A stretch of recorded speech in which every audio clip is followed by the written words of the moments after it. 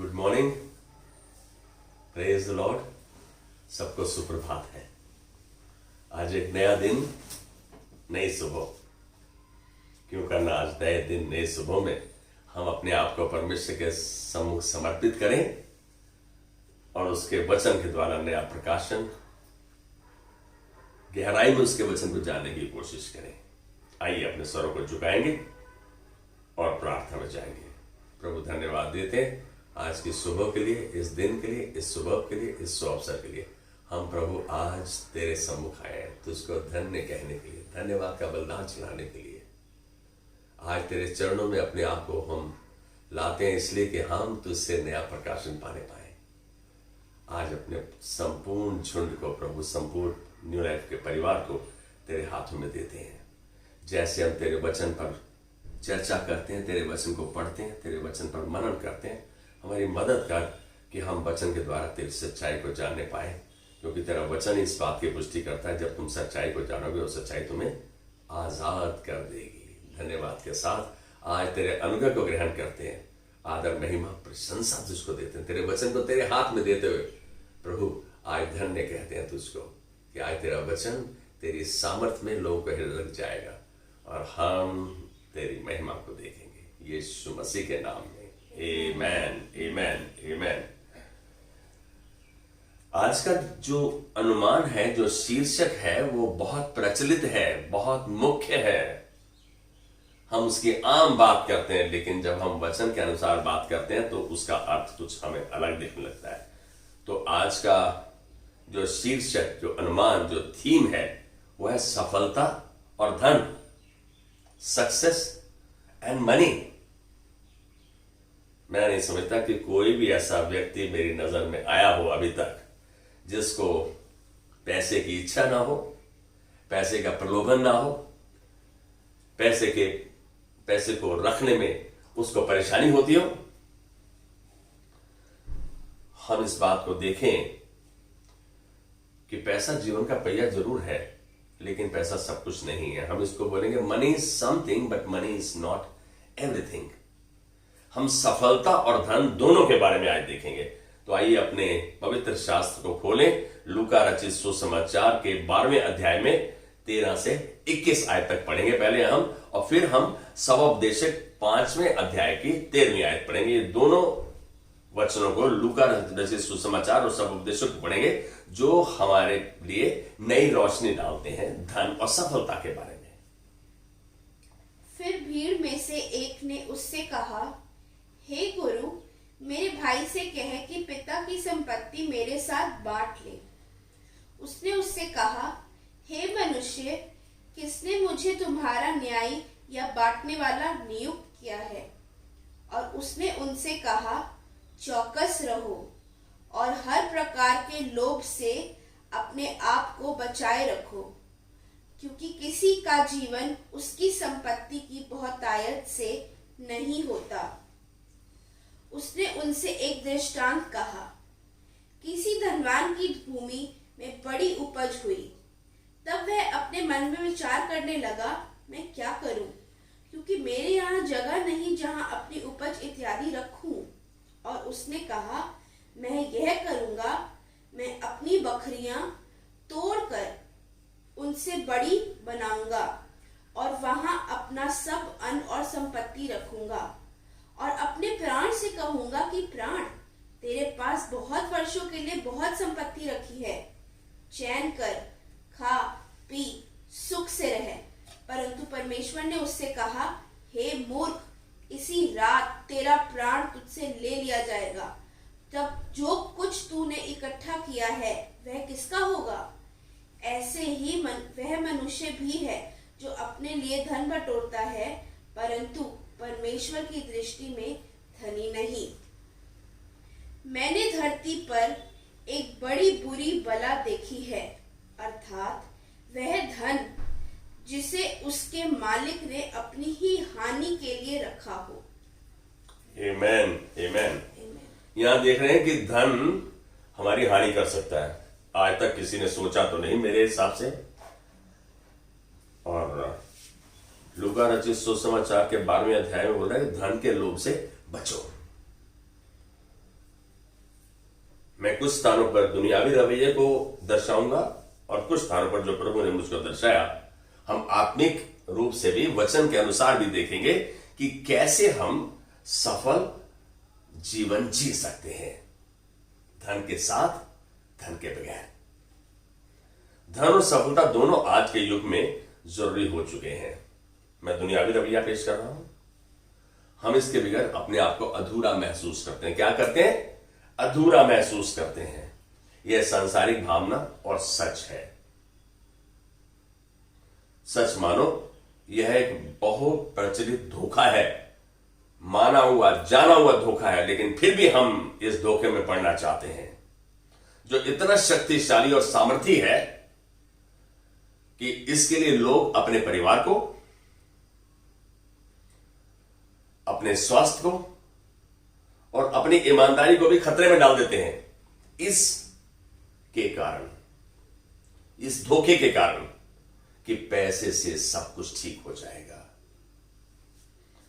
और धोखा यह है कि सफलता धन के द्वारा ही नापी जा रही है। आज के युग में सफलता धन के द्वारा ही नापी जा रही है। हम में से कई तो ये तय कर लेते हैं कि यदि धन नहीं है तो हम असफल हैं, हम फेल हो गए, हम बिल्कुल कुछ नहीं। और धन है तो हम अपने आप ही सफल हो जाते हैं, अपने आप ही सफल मानने लगते हैं। मैं तो सफल हूं, मेरे पास सब कुछ है। सत्य को जानने के लिए, वह उजागर करने के लिए हमें अपने आप से केवल एक प्रश्न पूछने की आवश्यकता है। यह प्रश्न पूछना हमारे लिए अनिवार्य है, जरूरी है। हमारे बारे में प्रभु का दृष्टिकोण क्या है? जो हम सोचते हैं धन के बारे में, सफलता के बारे में, प्रभु का दृष्टिकोण क्या है?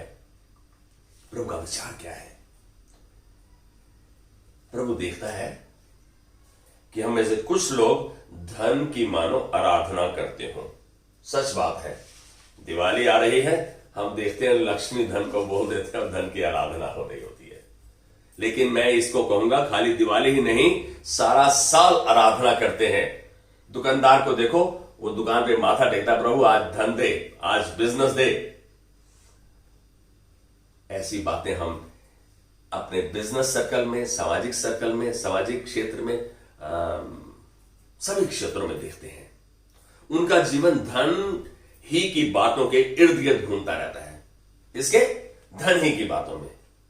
अभी पीछे कोरोना गया तो सच में महामारी थी, परेशानी लोगों के पास आई, लेकिन ज्यादातर लोगों को ये सुना, अरे अब तो बिजनेस नहीं है, खत्म है। हमने किसी को नहीं सुना कि प्रभु की उपस्थिति में आना अनिवार्य है। मैं उसके पास जाऊं जो सब कुछ दे सकता है, जो सब कुछ देता है, जो मुझे किसी कमी की घटी को नहीं महसूस करने देता। हम तो वो देख रहे हैं कि हम धन कैसे प्राप्त कर सकते हैं। धन पाना, इसे इकट्ठा करना, भरपूर धन होना, और यदि ना हो तो रोना पीटना। सच बात तो यही है, यदि है तो मैं इकट्ठा कैसे कर लूं, और नहीं है तो रोने लगते हैं, पीटने लगते हैं, दुख मनाने लगते हैं। संपत्ति के प्रति ये तो दुनियावी रवैया था, और संपत्ति के प्रति एक धर्मी दृष्टिकोण धन को केवल परमेश्वर के द्वारा दिए गए आदान प्रदान करने के एक माध्यम या जरिए के रूप में देखता है कि वो कैसे किसी चीज को लेना है तो उसके लिए धन का इस्तेमाल करता है आदान प्रदान में, ताकि हम, और दूसरी बात, हम दूसरों की सहायता कर सके। इसका मतलब दो चीजें, एक तो अपनी जरूरत को पूरा करना और दूसरा हम दूसरे की सहायता करना। लेकिन सच में हम इस रवैये से नहीं चल रहे। शायद इस बात को ध्यान से सोचने की आवश्यकता है, और अपनी आवश्यकता की पूरी करते हुए हम दूसरों की सहायता के बारे में सोचें और अपने आप को कार्यशील करें। धन संपत्ति आराधना के लिए नहीं है। किसके लिए? आराधना के लिए नहीं है। केवल परमेश्वर आराधना के योग्य है। कौन? परमेश्वर। प्रभु हमें हमारे खजाने, हमारे धन संपत्ति के दृष्टिकोण, नजरिए के बारे में चेतावनी देता है कि इसके लोभ से बचो। यदि हम मत्ती 6:24 पढ़े तो हमें इसका ज्ञान होगा कि प्रभु का दृष्टिकोण क्या है धन के बारे में। धन की खोज जो है हमारे जीवन में हमें परमेश्वर से दूर कर सकती है। क्या करती है? दूर कर देती है, या सुसमाचार की शक्ति को दबा सकती है। जब धन में सुरक्षित होने की कोशिश में लगे रहते हैं, कौन? हम। जब हम धन को इकट्ठा करने की कोशिश में लगे रहते हैं, तो यह हमें अपना गुलाम बना सकती है। धन आपको अपना गुलाम। मैं इसका एक उदाहरण दूंगा। एक बच्चे को 18 साल का था, उसकी माँ ने 2000 का नोट दिया, बोला बेटा मेरे पास छोटा नोट नहीं है, आज दिन में जो तुम्हारी जरूरत है इससे पूरी करना और बाकी पैसे शाम को मुझे लौटा देना। शाम को वो बच्चा वापस आता है अपने घर में, माँ को बोलता है माँ एक चपाती बनाओ, मुझे बहुत भूख लगी है। माँ बोला तो बाजार से कुछ खा लेता, कुछ जूस पी लेता, कुछ ले लेता। बोला किसी ने चेंज ही नहीं दी। अरे माँ ने क्या बोला, उस पैसे को उसको बोलता मैं बाद में वापस ले जाऊंगा चेंज। लेकिन उसने ऐसा नहीं किया, क्योंकि 2000 का नोट उसको बोल रहा था ये टूट जाएगा तो भाई खर्च हो जाएगा, खत्म हो जाएगा। हमें अपने नजरिए को बदलने की आवश्यकता है।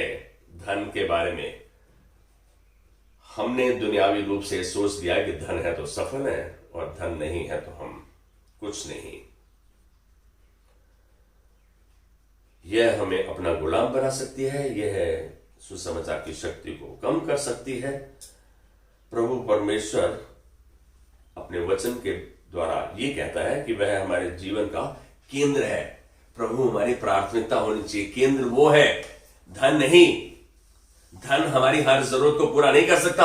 आपका यदि सड़क पर चलते एक्सीडेंट हो जाए और आपके पास करोड़ों रुपया है और कोई आपको देख नहीं रहा, उस समय आपका धन आपके काम में नहीं आ रहा। उस समय आपके संबंध, आपका किस किस से प्रेम है, आप परमेश्वर से प्रेम रखते हैं तो परमेश्वर आपके लिए सुरक्षा को, आपके लिए वहां बचाव को अरेंज करेगा। धन का पीछा करना नहीं है, प्रभु हमारा केंद्र है। हमारी सुरक्षा केवल परमेश्वर में ही है।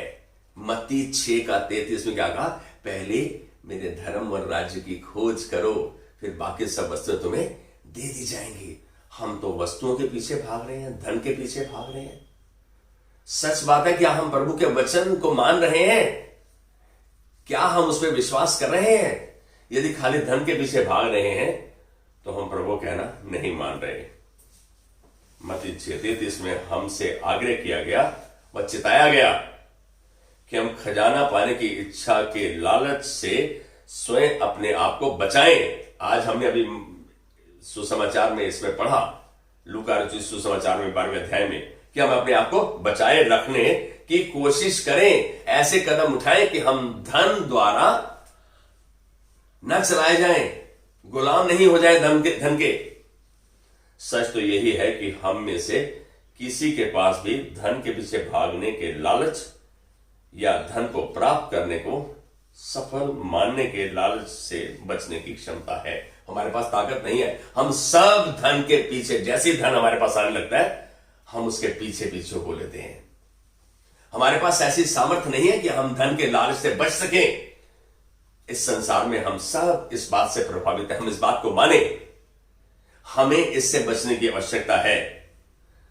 धन के पीछे ना भागे, लेकिन भागे तो किसके पीछे भागे? परमेश्वर के पीछे भागे। उसके वचन का अनुकरण करें, उसके वचन को देखें, मेरा परमेश्वर का क्या रवैया है, वो क्या सोचता है मेरे बारे में। प्रार्थना करें कि परमेश्वर धन और सफलता के प्रति आपके दृष्टिकोण को, आपके नजरिए को आप पर प्रकट करे। मालूम है, प्रभु केवल प्रकट कर सकता है, प्रकाशन केवल प्रभु दे सकता है। और उससे हम यदि ये मांगेंगे तो वो हमारे लिए करेगा। और फिर हर अभक्तिपूर्ण जो सांसारिक बातें हैं, बात का अंगीकार करें। यदि हम में कुछ कमी है, मेरे में लालच है, मेरे में ऐसा स्वभाव है कि मुझको और चाहिए और चाहिए और चाहिए, हम इसके लिए इस विनती को प्रभु के सामने लाएं और कहें प्रभु नहीं, मैं अंगीकार करता हूं कि यह कमी मुझमें है। प्रभु तूने तो अपने वचन में वादा किया कि तूने जीवन के लिए और हमारे धार्मिक होने के लिए सब कुछ जुटा दिया है। इसका मतलब सच में हम विश्वास नहीं कर रहे तेरे वचन पे। और तूने कहा पहले मेरे धर्म और राज्य की खोज करो, मत्ती 6:33 में, बाकी सब वस्तुएं तुम्हें दे दी जाएंगी। इंग्लिश में बोलता है ऑल ऑल अदर थिंग्स शैल फॉलो, आपके पीछे पीछे आएंगी। लेकिन आज तक तो हमने यही देखा है कि हम ही उसके पीछे भाग रहे हैं। जब हम ऐसा करेंगे तब परमेश्वर हमारे धन, काबिलियत व दानों का अपने राज्य की भलाई और विस्तार के लिए इस्तेमाल करेगा, उपयोग करेगा। तब वो कर सकता है। जब हम ऐसा नहीं, प्रभु जो चाहता है करता है। लेकिन जब हम प्रभु के वचन के संतुलन में आ जाएंगे, जब हम उसके वचन को जानेंगे, प्रभु ने ऐसा नहीं कहा कि प्रभु तो चाहता है हमें भरपूरी का जीवन दे, भरपूरी में धन भी है, भरपूरी में सामर्थ भी है, भरपूरी में स्वास्थ्य भी है। वो तो भरपूरी का जीवन देना चाहता है। लेकिन उसके पीछे चलने के साथ साथ हम तो अपने स्वास्थ्य को खराब कर सकते हैं, परिवार को खराब कर सकते हैं, अपनी ईमानदारी को दांव पर लगा सकते हैं। इतना कर देते हैं धन को पाने के लिए। हमें मालूम पड़ जाए कि 2-3 दिन लगातार काम करोगे तो इतना पैसा मिल जाएगा, हम लगातार लगे रहेंगे। उस समय हम नहीं कहते प्रभु नहीं, मुझे अच्छा स्वास्थ्य दे, मुझे ईमानदारी दे, मुझे इतना दे कि मैं दाऊद की तरह, जैसे दाऊद कहता है प्रभु इतना ना दे कि मैं तुझे भूल जाऊं, इतना कम ना दे कि मैं चोरी करने लगूं, कि तेरे नाम पर धब्बा बन जाऊं। हमारे दृष्टिकोण का बदलना, चेंज होना जरूरी है। यदि हम अपना सब कुछ अर्पण कर दें और परमेश्वर के कहे को माने तो परमेश्वर हमें इस्तेमाल करेगा। हमारे प्रति, हमारे दिमाग में, हमारे मन में, हमारे हृदय में जो धन के प्रति और सफलता के प्रति रवैया है कि धन है तो हम सफल हैं और धन नहीं है तो हम असफल हैं, ऐसा नहीं है।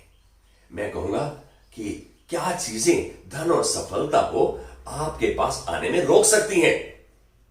हम यदि ध्यान से देखें तो यहोशू को परमेश्वर ने हिदायत दी थी, आज्ञा दी थी, समझाया था कि पहले अध्याय में यहोशू के 8 से 10 आयत में कि व्यवस्था की यह पुस्तक तेरे चित्त से उतरने ना पाए, दिन रात इसी में मनन करना, इसी को स्मरण करके चौकसी करते हुए सब काम करना, इससे तेरे सब काम सफल होंगे और तू प्रभावशाली ठहरेगा।